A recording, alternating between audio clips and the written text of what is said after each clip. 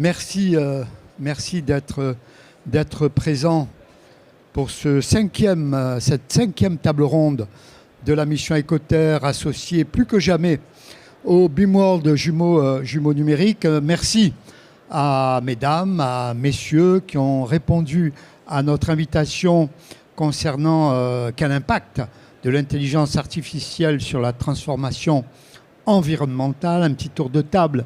Blandine Calcio-Godino, vous êtes directrice écosystème et innovation à la Banque des Territoires. À vos côtés, Michael Audegon, vous êtes maire de Wally. On prononce Wally ? Wally, voilà, et conseiller, c'est dans le nord, hein, des Hauts-de-France, à quelques encablures de Paris, et conseiller délégué à la digitalisation du territoire à la communauté urbaine d'Arras. Nous avons toujours dans les Hauts-de-France Fabrice Audegon, Fabrice Mazouni, directeur général des services du syndicat de l'eau et du Dunkerquois. Vous allez voir tout ce qui se passe au niveau de ce syndicat de l'eau. Et à vos côtés, Evelyne Couillero, vous êtes vice-présidente de la communauté urbaine Creusot-Monceau et première adjointe à la ville du Creusot. Nous avons reçu ce matin l'un de vos collègues sur une autre table ronde, le Creusot extrêmement bien présent sur cette manifestation, le BIMworld jumeaux numériques. Alors tout d'abord, Michael Audegon, l'intelligence artificielle offre des perspectives pour optimiser les collectivités territoriales, améliorer l'efficacité aussi énergétique, tant au niveau collectivité territoriale que les entreprises et les particuliers. Alors selon vous, peut-on considérer l'intelligence artificielle, elle est à toutes les sauces actuellement, comme un réel outil d'optimisation des ressources et d'efficacité énergétique? Bon, merci Alain, bonjour à tous. Oui, effectivement, quand on parle de transition énergétique, il faut bien savoir de quoi on parle. Il y a 3 piliers. Le premier pilier, c'est l'améliorer l'efficacité énergétique de nos bâtiments. Le deuxième pilier, c'est produire de l'énergie renouvelable. Et le troisième pilier, c'est baisser nos consommations. Et là, effectivement, il y a tout un ensemble d'outils, d'hyperviseurs, de systèmes qui sont en train de se mettre en place pour faire que les intelligences, mais avec les données, parce qu'on peut vraiment, comme à chaque fois, pas faire l'impasse sur les deux, parce que si vous n'avez pas de données, une IA, ça ne sert à rien. L'IA, elle permet juste d'optimiser le traitement de ces données qui sont réalisées. En tout cas, les intelligences artificielles et les analyses algorithmiques permettent maintenant un outil de mettre en place des outils de transition énergétique. On y reviendra dans différents exemples tout à l'heure entre les réseaux et les bâtiments. Alors à vos côtés, Blandine, d'abord, si vous le permettez, un petit rappel de ce que fait la Banque des Territoires. Elle accompagne bien évidemment les acteurs territoriaux. La Banque des Territoires qui est le membre fondateur de la mission Écoterre, je tiens à le préciser. Vous êtes vous-même membre du conseil d'administration. Alors, d'abord, la Banque des Territoires, un petit rappel quand même qui me paraît essentiel aujourd'hui. Alors effectivement, donc, la Banque des Territoires, eh bien, elle accompagne les collectivités sur l'ensemble de leurs problématiques, à la fois en ingénierie, en conseil, en financement et en investissement.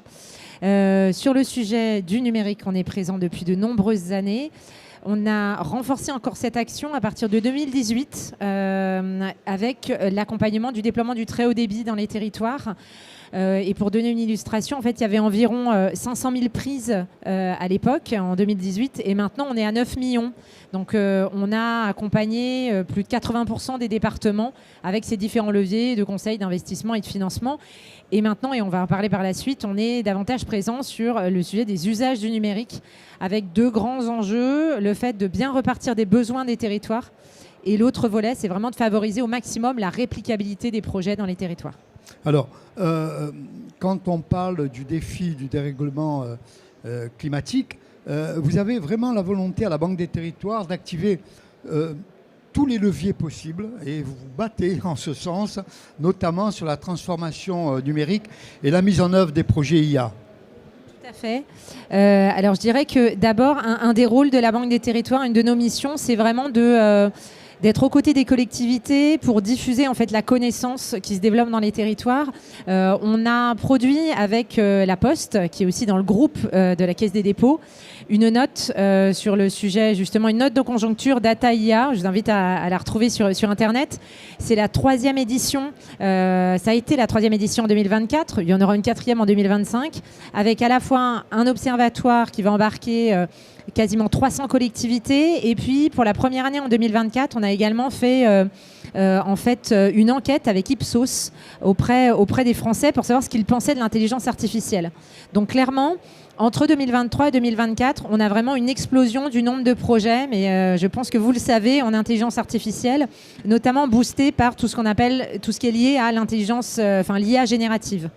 Et il y a près d'une collectivité sur 2 en fait qui annonce avoir mis en place un projet ou qui souhaite en mettre en place.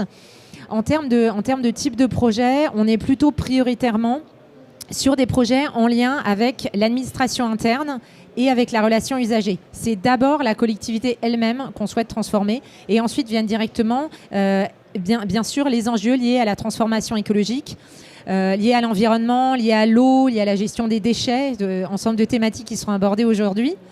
Et alors, pour les citoyens, côté citoyen, ils pensent aussi que l'intelligence artificielle va jouer un rôle très important dans la gestion des consommations énergétiques, dans la gestion de l'eau, dans la lutte plus globalement contre le réchauffement climatique. Mais c'est quand même à souligner, ils sont aussi globalement méfiants et inquiets. C'est ce qu'ils nous ont traduit l'année dernière dans l'enquête. Ils veulent avoir une IA qui soit sous contrôle. Et encore, on a fait l'enquête en 2024. Donc imaginez les réponses qu'on va avoir en 2025. Tout particulièrement sous contrôle pour le service public. Avec près de 80% des Français qu'il existe vraiment un risque que l'IA échappe au contrôle de leurs concepteurs. Donc il y a un vrai enjeu à ouvrir cette boîte noire liée à l'IA. Merci Blandine. Alors, la Banque des territoires, vous avez parlé des énergies, de l'eau.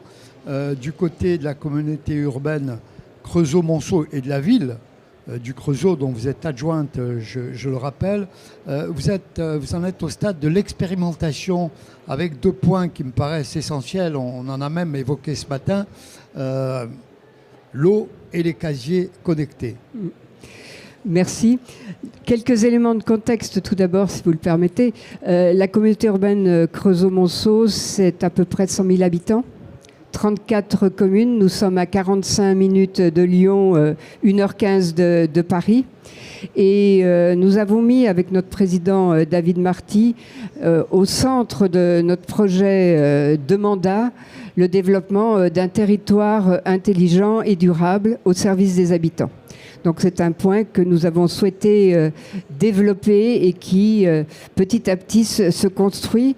De façon à optimiser les ressources, comme cela a été dit avant, renforcer l'attractivité économique du territoire qui connaît aujourd'hui un très gros rebond industriel, notamment autour du nucléaire, et puis bien entendu d'améliorer la qualité de vie de nos habitants. Nous avons fait un choix de gouvernance au départ. D'un point de vue politique et stratégique, c'est d'être propriétaire de nos infrastructures. Nous l'avions déjà fait en 2008 au moment de l'installation de la fibre optique, où nous sommes propriétaires de notre réseau fibre. Et nous le faisons là à nouveau dans nos expérimentations. C'est-à-dire qu'au niveau de l'eau, par exemple, nous avons installé 3 antennes LoRa, dont nous sommes propriétaires, des capteurs neutres sur les compteurs, de façon à ce qu'ils puissent être utilisés par un autre prestataire éventuellement que celui qui est notre prestataire actuel. Et notre expérimentation cible 800 compteurs sur 2 quartiers différents, avec, je le disais, 3 antennes installées. Donc aujourd'hui, nous sommes en phase d'étude à regarder comment nous remonte l'information, quelle est la qualité de l'information, les données commencent à arriver, c'est plutôt satisfaisant. Nous sommes en mesure, si c'était nécessaire, d'intervenir sous 24 heures sur une facture d'eau, puisque l'intérêt est double. Il est à la fois pour nous d'économiser au niveau de l'eau, au niveau de la ressource, c'est-à-dire de ne pas avoir des fuites méconnues, mais aussi pour l'usager, d'avoir des factures adaptées à sa réelle consommation. Donc nous commençons à avoir ces données qui arrivent et nous souhaitons, puisque nous sommes propriétaires de notre réseau, tester sur d'autres sujets et nous commençons un test sur les déchets à partir des mêmes antennes, en mettant dans nos bennes à verre, dans nos lieux de collecte volontaires, là aussi des capteurs, pour voir comment nous pouvons faire évoluer le ramassage des déchets, les tourner et de façon à être plus efficient. Et puis, petite expérimentation que nous voulons ludique et vraiment tournée vers l'habitant, c'est celui de nos casiers connectés au niveau des déchets. C'est-à-dire c'est la loi qui fait obligation en termes d'anti-gaspillage de proposer depuis janvier 2024 une solution au ménage sur les biodéchets. Alors nous avons mis en place, comme beaucoup j'imagine, des composteurs individuels, collectifs, mais nous souhaitons aller plus loin et donc nous installons en ce moment, ça se passe en ce moment, des armoires connectées. Alors une vingtaine d'armoires sur les 2 communes principales de la communauté urbaine, sur des quartiers plutôt d'habitat collectif. Parce que c'est là que le tri des biodéchets est le plus compliqué. Ça n'est pas simple de mettre un composteur sur son balcon. Et donc, 20 armoires, chacune 49 casiers, 588 au total, si j'ai bien fait le calcul, une expérimentation sur 2 ans. C'est simple pour la personne et c'est ce que nous avons voulu. C'est-à-dire qu'elle va s'inscrire. Elle va venir avec son bioseau, le mettre dans l'armoire, revenir le bioseau plein, récupérer un bioseau propre. Nous prenons en charge le nettoyage, l'hygiène, de façon à ce que cela soit parfaitement fait. Et voilà, c'est appelé à tourner, à fonctionner ainsi. Alors ces armoires sont indépendantes. C'est-à-dire qu'elles n'ont pas besoin d'alimentation, ce qui nous permet éventuellement de les changer d'endroit si l'endroit n'est pas forcément pertinent. Et puis sur l'ensemble de ces sujets, nous regarderons effectivement, nous sommes plutôt sur la politique des petits pas, je l'entendais ce matin, nous évaluerons et nous regarderons comment nous pouvons étendre à l'ensemble du territoire, dans la mesure où cela fonctionnera bien, l'ensemble de ces expérimentations. Merci Evelyne. Alors, Fabrice, Evelyne évoquait dans ces stades d'expérimentation des données qui ne cessent de croître. Et quand on évoque l'intelligence artificielle, comment l'intelligence artificielle va-t-elle ou améliore-t-elle l'efficacité, notamment de la distribution et de l'assainissement de l'eau ? Alors les collectivités, d'une manière générale, sont à la croisée des chemins sur ce sujet de l'IA. Ça a été évoqué, l'IA générative est appliquée dans le domaine de l'administration, principalement donc portée par les collectivités. Et c'est vrai, c'est le sujet, c'est la porte d'entrée principale de l'IA pour les collectivités, mais ce n'est qu'une petite partie de l'IA système métier. Et pour les collectivités qui portent des compétences spécifiques, on voit poindre des usages bien plus ciblés, d'envergure, avec l'usage de l'intelligence artificielle dans ce qu'on appelle l'apprentissage profond, c'est-à-dire l'importation et le traitement de données, de data, de manière beaucoup plus vaste et beaucoup plus complexe. Et c'est le cas, par exemple, du suivi réseau, puisque pour ce qui concerne le syndicat de l'eau du Dunkerquois, on assure la distribution de l'eau potable à 240 000 habitants, 400 000 abonnés et d'autres compétences telles que le réseau spécifique d'eau industrielle pour le monde industriel du Dunkerquois. Mais quand on voit ce dispositif de distribution, 1600 km de réseau, on dispose aujourd'hui d'un nombre de capteurs très importants répartis sur l'ensemble du territoire. On suit et on expertise de manière régulière l'état des canalisations.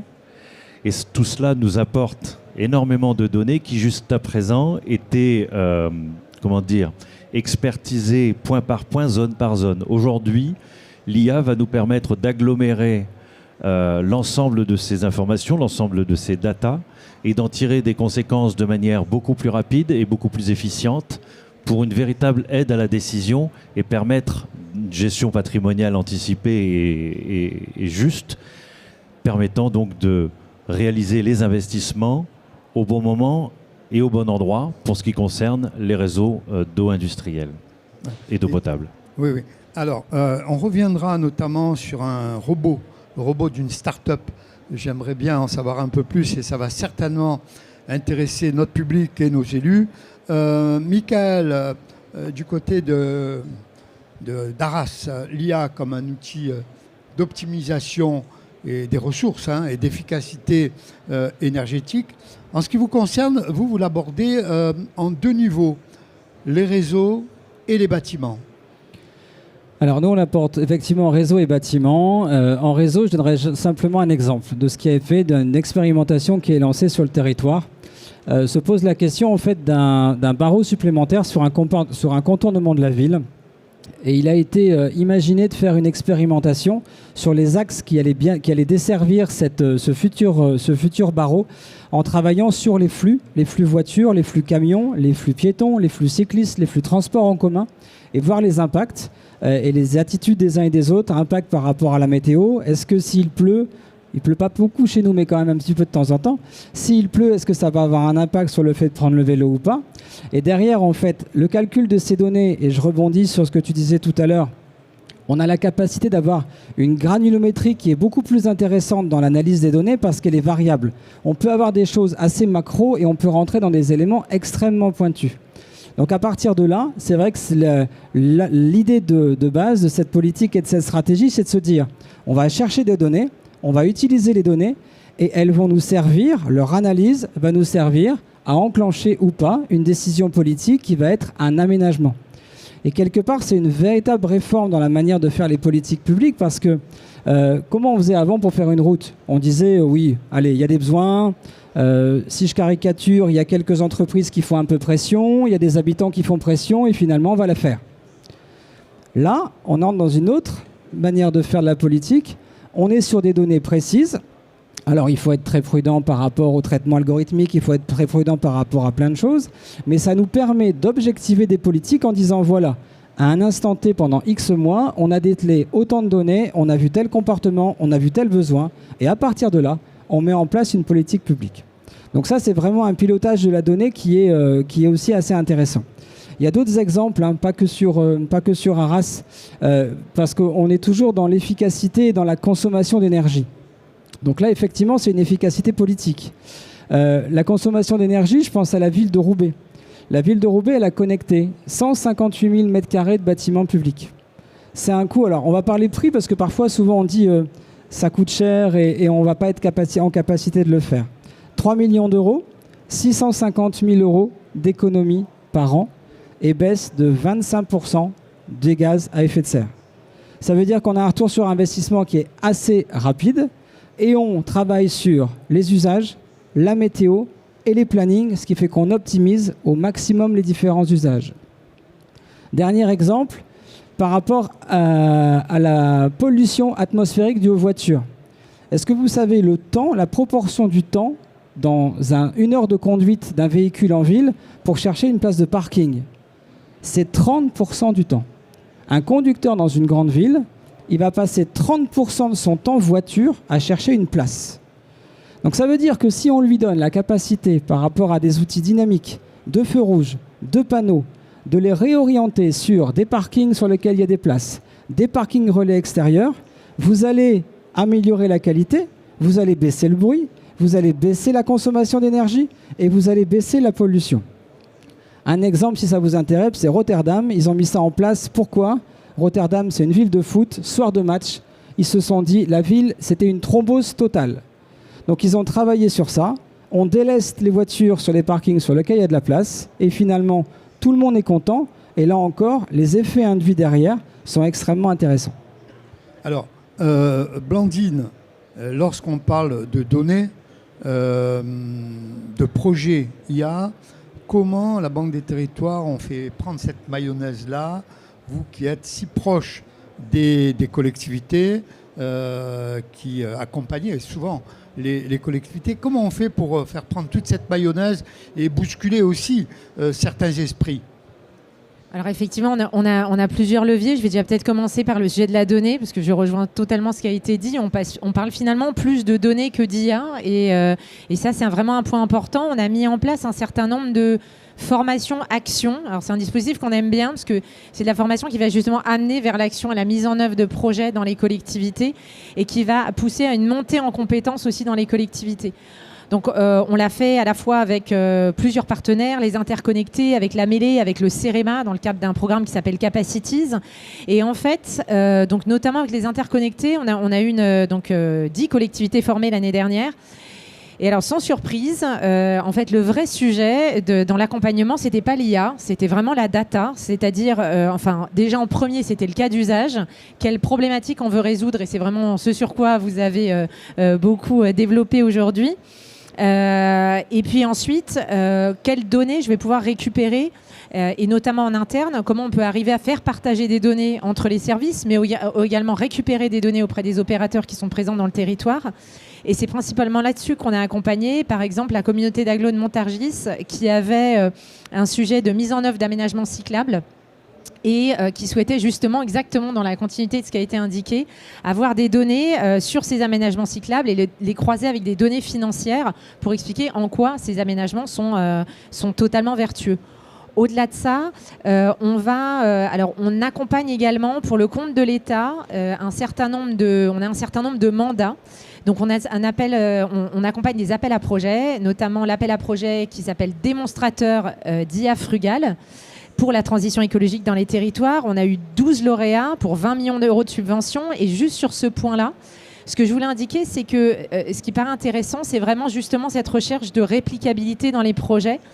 Donc il y a un exemple que je peux vous donner qui est en lien avec la thématique, qui est le projet qui s'appelle IA Arbre, jeu de mots sur IA donc, qui va permettre d'aider les collectivités à végétaliser leur territoire en croisant en fait, parce que les problématiques pour que les arbres puissent pousser, c'est vraiment la problématique des réseaux souterrains. Donc il faut qu'on puisse croiser des données sur les réseaux et bien sûr également sur la présence de terre, de pleine terre ou pas pour cette végétalisation. C'est un projet qui a été développé par le Grand Lyon et qui maintenant est répliqué à Bordeaux dans le cadre d'un programme qui est faire pousser 1 million d'arbres d'ici à 2030. Donc on voit l'enjeu de réplicabilité est vraiment important et qu'on peut l'accompagner, notamment la Banque des Territoires. Et on a un autre dispositif, c'est ma dernière illustration. On a lancé un service qui s'appelle Numérique 360. Je vous invite aussi à aller regarder sur Internet sur ce service. Numérique 360, l'idée, c'est vraiment d'accompagner les collectivités, on a l'habitude de dire de bout en bout, sur les sujets liés au numérique. Donc à partir de l'idée, c'est les idées de projet qui sont données ici, donner à voir ce qui est déjà lancé dans les territoires, ce qu'on peut répliquer dans son territoire, avoir un grand nombre de retours d'expérience, de ressources en ligne, et puis faire le lien, et ça c'est important aussi pour nous, avec une place de marché sur lesquelles les offreurs et les acteurs qui font ces sujets, qu'ils soient publics ou privés d'ailleurs, peuvent se référencer, et du coup le lien est facilité avec les collectivités. Ouais, et je me permets d'insister sur le site de la Banque des Territoires où il y a une foule d'informations.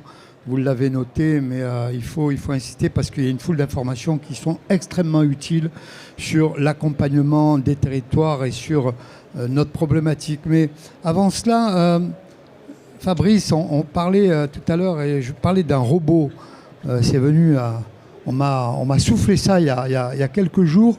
Au niveau des données, avec une start-up qui est dans le Dunkerquois, c'est ça ou... Alors non, elle n'est pas dans le Dunkerquois, c'est une start-up corse, Aquarobotics. Mais on le voit, là où il y a de la donnée en masse, il y a de l'IA métier et du jumeau numérique pour permettre aux structures, en l'occurrence les collectivités, ça peut être évidemment l'entreprise privée concernée, eh bien il y a usage de ces outils pour de la décision la plus adaptée possible. Pour ce qui concerne les réseaux d'eau potable et d'eau industrielle, l'expertise de ces réseaux nécessite l'usage de plusieurs technologies. Une nouvelle technologie a fait son apparition avec un robot autonome développé par cette start-up Aquarobotics qui est unique parce qu'il peut être utilisé de manière fonctionnelle dans un réseau en exploitation d'eau potable. Donc il est compatible avec la continuité de la distribution. Avant, il fallait arrêter la distribution d'eau, sectionner le tronçon et réaliser une expertise de la canalisation. Vous imaginez l'ampleur de l'opération. Là, c'est beaucoup plus fluide. Et puis, c'est un robot qui est multifonctionnel. Il capte un ensemble de données de très variables avec l'état de la canalisation, avec des images, avec de l'enregistrement sonore, avec une sonde ultrason, bref, des données qui caractérisent l'état de cette canalisation. L'usage de ce robot tout le long de la canalisation, donc la première mise en œuvre, la première expérimentation a eu lieu sur le territoire dunkerquois sur nos canalisations, puisque c'est le fruit de 3 années de travail, de partenariat avec cette start-up, une start-up largement soutenue et subventionnée par la Banque des Territoires d'ailleurs, disons-le. Et effectivement, ça nous permet d'avoir des outils qui collectent une masse de données qui ensuite est traitée par l'IA. Si on veut rebondir sur le volet environnemental et sur le volet eau par exemple, l'eau, c'est un sujet, on en parle beaucoup, c'est un sujet d'avenir. La ressource en eau est un élément stratégique. Il faut définir par territoire, pour chaque territoire, les volumes prélevables, la disponibilité de la ressource pour pouvoir faire en sorte que les besoins s'adaptent à cette ressource et pas l'inverse. Ce n'est pas la ressource naturelle qui s'adapte aux besoins d'un territoire.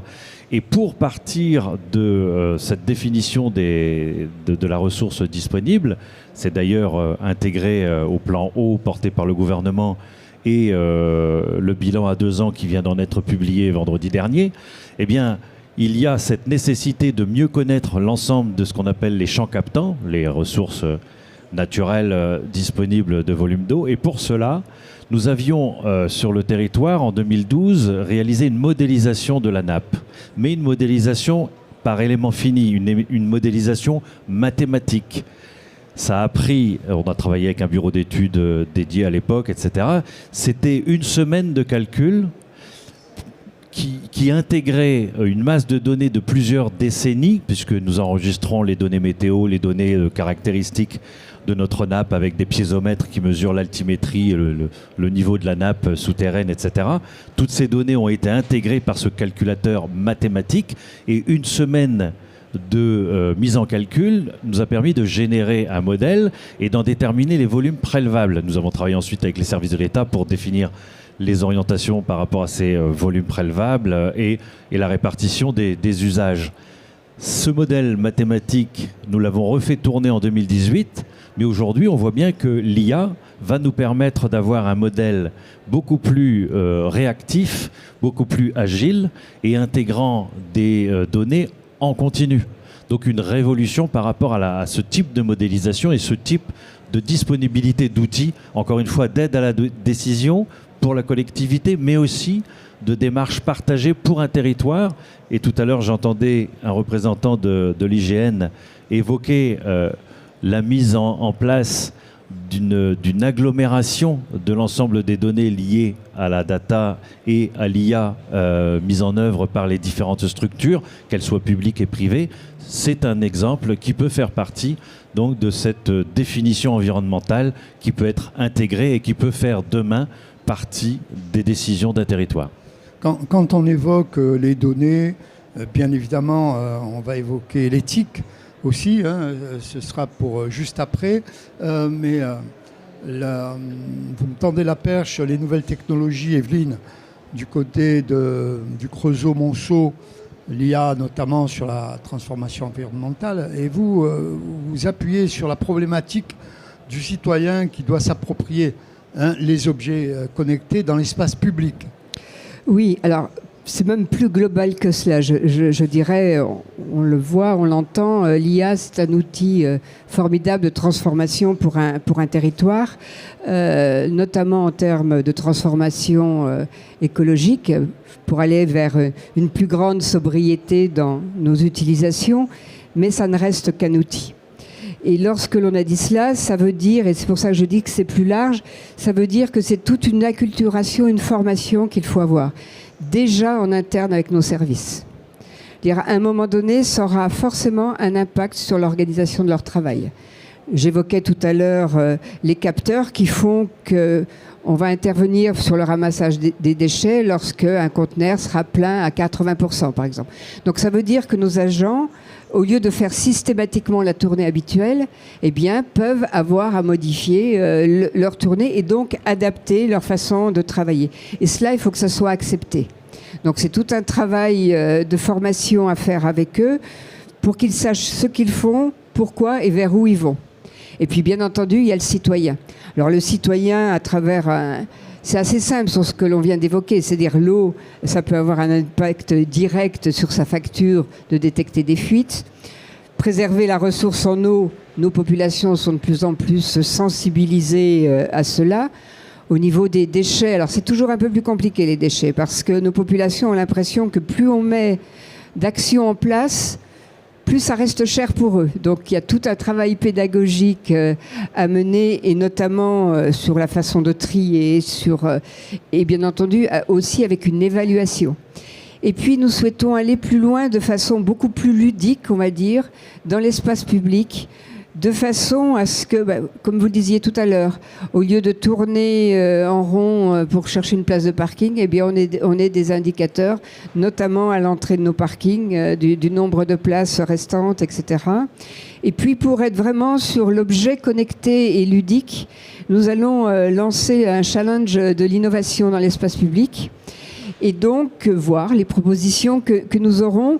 L'idée, c'est de ne pas être dans le gadget, d'être sur l'outil directement utile aux citoyens, alors à la fois dans sa vie quotidienne, c'est-à-dire une information dont il a besoin et qu'il peut utiliser immédiatement, et puis aussi grand public, famille, d'où le côté ludique, c'est-à-dire je vais dans un espace public, j'y suis en famille, j'ai envie d'y être bien, voilà ce que je peux faire pour partager avec ma famille, m'amuser, etc. Donc nous allons lancer pour la première année ce challenge. J'espère qu'il y aura de nombreuses réponses, avec une installation que nous souhaitons rapide, parce que si ça marche, eh bien, nous souhaitons là aussi, après, dupliquer. Et d'autres événements au mois de mai aussi, je crois, du côté du Creusot, c'est ça? Alors, un qui se tient en ce moment, comment je vais l'évoquer, il faut rendre à César ce qui appartient à César. Ça, c'est en ce moment. Le truck digital en ce moment qui est au Creusot, et qui permet justement eh bien, l'inclusion de tous les publics. Parce qu'effectivement, il y a ce qui est utilisable directement, mais nous avons aussi, malgré notre bond économique, des publics qui restent éloignés. Oui. Donc, ce truck digital nous permettra, nous l'espérons, de raccrocher tout le monde et d'amener tout le monde dans la même direction. Et puis, au mois de mai, les 22 et 23 mai, nous accueillerons le forum InCyber des territoires. Il se passe actuellement à Lille. Notre président David Marty y intervient d'ailleurs. Oui. C'est plus tourné autour de la sécurité industrielle. Et c'est vrai que nous sommes un territoire particulièrement concerné avec les grands groupes qui y travaillent, que ce soit Framatome, Safran, Industil, etc. Et donc nous aurons 2 jours de travail et de réflexion autour de ces sujets. Il se passe beaucoup de choses du côté du Creusot. C'est pas très loin de Paris. Hein, c'est 1h15. 1h15, c'est précis. J'y serai demain. Et c'est le territoire de tous les possibles. Le territoire de tous les possibles. J'y serai demain pour le Digitruck. Merci, Evelyne. 2 petits sujets à aborder avant de conclure. Le temps passe très très vite en votre compagnie. C'est l'éthique. Quand on parle d'IA, et je le disais, on met parfois l'IA à toutes les sauces.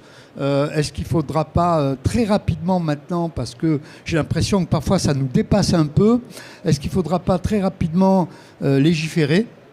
Comment vous voyez la chose, les uns les autres, en quelques mots, et puis nous conclurons sur l'IA, bien évidemment, qu'est-ce qu'on peut imaginer demain sur la transformation environnementale associée à l'IA. Alors d'abord, sur l'éthique. Est-ce que selon vous, on est sur la bonne voie ou est-ce qu'il faudrait aller beaucoup plus loin et légiférer Alors, monsieur le maire, d'abord. Alors, légiférer, on est sur un continent qui a déjà légiféré. Parce que l'IA Act, ça existe, et il y a quand même une base réglementaire qui a été posée au niveau européen, et c'est tant mieux, vu la nouvelle donne des relations internationales à l'heure actuelle. Vous savez, souvent on dit, outre-Atlantique, on est dans le business, en Chine, on est dans le tout contrôle, et en Europe, on est dans la réglementation. Cette réglementation, il va falloir, c'est se l'appliquer, et se l'intégrer, et se la dupliquer. Parce que ce n'est pas le tout d'avoir un texte, derrière, il faut encore le mettre en place. Et je reviens à ce qu'on disait tout à l'heure, c'est aussi important, alors moi je vais faire un peu de pub pour mon territoire aussi, par rapport à l'acculturation. Alors c'est l'acculturation des élus, l'acculturation des entreprises, l'acculturation des citoyens, il faut les rassurer. Et je vais prendre ma casquette de maire en disant que les collectivités territoriales doivent être des tiers de confiance par rapport à ça. C'est-à-dire qu'il faut absolument que tout ce qu'on met sur nos sites, tout ce qu'on met sur nos réseaux, ce soit des données fiables. C'est-à-dire qu'on apporte des éléments fiables aux habitants et qu'à ce niveau-là, on les rassure. Et que si jamais, avant d'aller au Creusot, passez faire un petit tour à Arras, puisque samedi matin, on fait chacun sa pub. Samedi matin, c'est la fin du mois du numérique et on fait une première mondiale. On fait un mur de l'intelligence artificielle devant le magnifique beffroi d'Arras qui est monument préféré des Français. Et on va échanger avec la population de savoir ce qu'ils ont envie, de quoi ils ont envie sur le territoire, ce qu'ils connaissent de l'intelligence artificielle. Et quelque part, c'est lancer le dialogue. Il faut absolument qu'on se mette ensemble. Ces technologies-là, elles ont un risque, c'est qu'elles individualisent et qu'elles rendent la technique déshumanisée. Et il faut absolument, encore une fois, en tant que responsable politique, faire que les gens discutent autour de ça, même s'ils ne sont pas d'accord. Moi, je suis tout à fait prêt à discuter avec des habitants qui me disent « je suis contre, je veux absolument pas ». Mais moi, il faut engager un dialogue et c'est comme ça qu'on va progresser tous ensemble et c'est comme ça qu'on va partager peut-être et définir tous ensemble l'éthique qui sera celle de ces usages-là. Alors, sur l'éthique, s'il y a une réaction, c'est avec plaisir. Fabrice, peut-être Je vais essayer d'être rapide, mais on est dans l'accompagnement du changement, dans l'adhésion. Il y a des piliers à respecter quand on a une démarche d'accompagnement au changement. Il faut partager la même valeur. Là, on est sur l'innovation, sur l'usage donc de cet outil qui peut faire consensus, mais il faut l'expliquer. Ça nécessite gouvernance, donc quelque chose de partagé pour un territoire, pour une collectivité partagée avec ses habitants. Donc faire en sorte que ces habitants se sentent concernés. Se sentir concernés, oui, mais avec un troisième pilier, l'équité. Il faut que chacun puisse avoir le même niveau d'accès à ces outils, à ces nouvelles pratiques, à ces nouvelles méthodes à mettre en œuvre. Et enfin, quatrième point, c'est l'exemplarité. Une collectivité qui souhaite développer l'IA sur son territoire, l'exemplarité signifie qu'elle doit elle-même être source de ces éléments à respecter, de faire en sorte que l'ensemble des piliers que j'ai évoqués soient mis en œuvre par elle-même dans ses pratiques, dans ses différents services. Et là, on peut remplir l'ensemble des cases pour pouvoir accompagner un territoire. Merci Fabrice. Blandine, je crois, une réaction ? Peut-être en complément, parce que ça n'a pas été encore abordé, on se doit quand même de rappeler que l'IA a un bilan carbone, notamment sur l'IA générative, qui est assez important, même beaucoup plus important. Rappelons-le, une requête sur ChatGPT, c'est 100 fois le bilan carbone d'une requête sur Google. Et quand on fait une requête sur ChatGPT, c'est comme si on versait en fait une bouteille d'1 litre d'eau. Qui est perdu directement. Donc quand on a des sujets de ressources, on l'a entendu, le sujet de ressources en eau est un vrai enjeu pour les humains, mais aussi pour l'ensemble de la biodiversité. Il va falloir qu'on soit raisonnable en fait sur cette utilisation de l'IA. Et du coup, évidemment, ça ne veut pas du tout dire s'empêcher de faire des choses, ça veut dire les faire en conscience de ses impacts. Et notamment, Ecolab, qui fait partie du ministère de la Transition écologique, a travaillé avec l'AFNOR sur un référentiel général pour l'IA frugale. Et je vous invite à aller voir le premier, vous n'allez pas tomber de votre chaise en fait, le premier point, c'est de questionner le besoin. de revenir au cas d'usage et de demander effectivement si sur un usage, par exemple, j'ai besoin de mon véhicule pour me rendre à un événement ou pas, si j'ai besoin de consommer de l'eau ou pas pour tel ou tel usage. Voilà, donc on revient au cas d'usage. Le deuxième point, c'est d'identifier toutes les solutions possibles, IA, pas IA, digital ou non. Et puis ensuite d'évaluer l'impact environnemental et surtout derrière d'évaluer l'utilisation de la solution et d'avoir après une rétroaction sur cette solution pour la rendre encore plus vertueuse. Donc bien sûr, la technologie va aller de plus en plus vite et va permettre de faire des économies d'énergie, mais d'ici là, collectivement, il faut qu'on ait ce genre d'approche frugale. Alors, Michael, comment peut-on, jusqu'où va aller l'IA dans la transformation environnementale? Quel serait ou quel est votre rêve le plus fou en la matière? Le rêve le plus fou, c'est qu'on soit en capacité, par des outils techniques ou des hyperviseurs, de vraiment optimiser toutes nos consommations énergétiques. Mais effectivement, toujours dans le respect par rapport, parce que c'est pas la peine de faire de la data pour de la data ou de l'IA pour de l'IA, ça sert à rien. On va consommer de l'eau, on va consommer de l'énergie. Ce rêve-là, c'est vraiment qu'on arrive à aboutir à 5.0 quelque part. Alors, sans tomber dans la prédiction, parce que pour l'instant, on ne sait pas encore faire, mais vraiment quelque chose qui nous permette d'optimiser.